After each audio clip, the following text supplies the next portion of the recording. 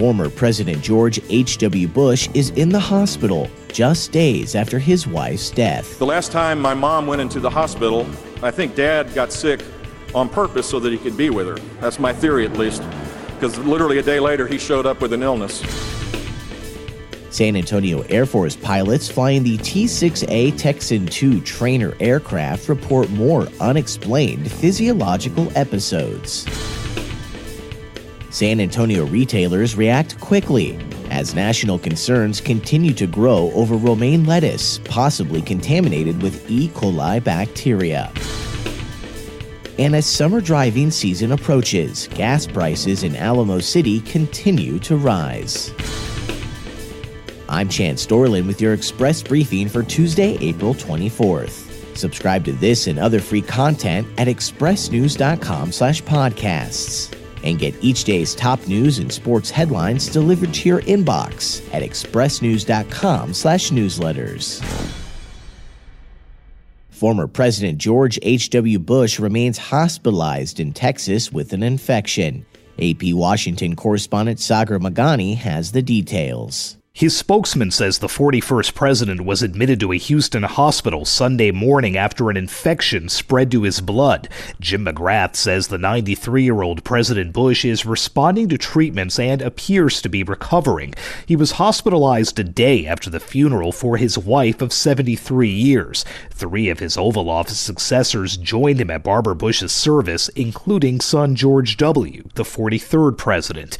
The elder Bush has a form of Parkinson's disease and has needed hospital treatment several times in recent years for respiratory problems. During his eulogy Saturday, former Florida Governor Jeb Bush indicated his father had been recently hospitalized. At the same time, Barbara Bush was in the hospital for the last time. George Herbert Walker Bush served as a congressman, CIA director, and Ronald Reagan's vice president, before serving as President of the United States from 1989 to 1993. The Air Force says pilots flying its T-6A Texan II trainer that was grounded earlier this year due to oxygen system problems have reported 12 additional unexplained physiological episodes since March 1st. Experts are investigating, but so far have found no root cause for the incidents. Flown by the San Antonio-based Air Education and Training Command, the T-6A Texan II aircraft trainer was idled in February after 21 episodes were reported earlier in the year. Over the past several years, a series of in-air oxygen system failures in a variety of military aircraft have raised concerns in the Pentagon about pilot safety. But until a sudden spike in January, the T-6, known as the Air Force's principal trainer for novice pilots, had seen few such episodes. The T-6, a single-engine two-seat plane designed for joint primary pilot training in the Air Force and Navy, began flying at Randolph Air Force Base around 18 years ago. As national concerns continue to grow over romaine lettuce possibly contaminated with E. coli bacteria, several local retailers and chains are playing it safe. An H-E-B spokeswoman says the San Antonio-based grocery chain is not sourcing romaine lettuce from the CDC-identified region of Yuma, Arizona, and none of the affected lettuce is on its shelves. First Course Salad Kitchen at the Dominion says that while their romaine lettuce is sourced from California and has not been affected by the warnings, the company chose to remove romaine from their spring mix in order to service customers who choose not to eat romaine at this time. Fast food restaurant Wendy's reports it also uses romaine lettuce from California that doesn't fall under current health warnings.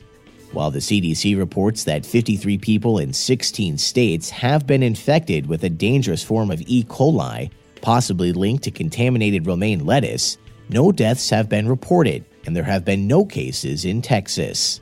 The CDC advises consumers throw away all romaine lettuce if its origin is unclear, even if some of it has been eaten without adverse effects. And as the summer driving season nears, area gas prices continue to rise. Fuel prices rose 1.3 cents over the past week in San Antonio to an average of $2.40 a gallon, 20.2 cents higher from last year, and the most expensive since 2014 when the average was $3.41 a gallon. The national fuel average has increased 3.4 cents a gallon to $2.75, up 33.5 cents a gallon compared to last year.